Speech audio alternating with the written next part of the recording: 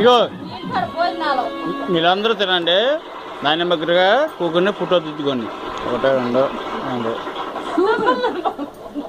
చిన్నోడు లేడు, చిన్న తీసిన ఫోటో తెద్దాం. నాయనమ్మకి బిడ్డ వస్తాడులే, ఫోటో తెద్దాం. ఫోటో అందరూ ఫోటో దింపాలి నేను.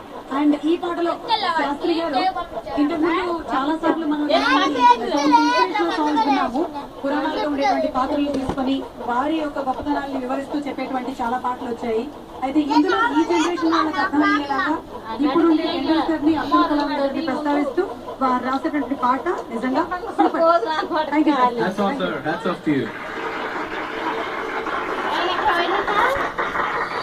వేటూరి గారి ఒరవడి అది ఎలాంటి గేయ రచయితకైనా ఓ భావాల గురి.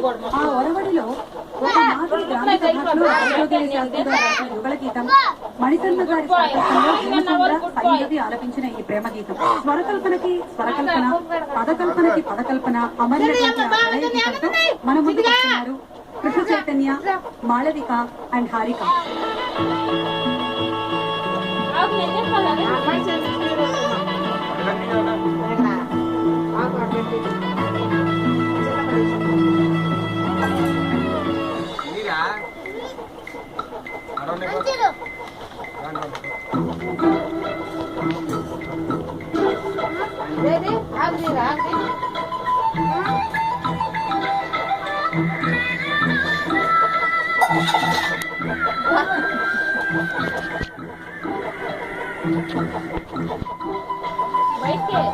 ప్రేమదేశం యువరాణి పూతప్రాయం విరిబోయి ఏరి కోరి మెచ్చారాముని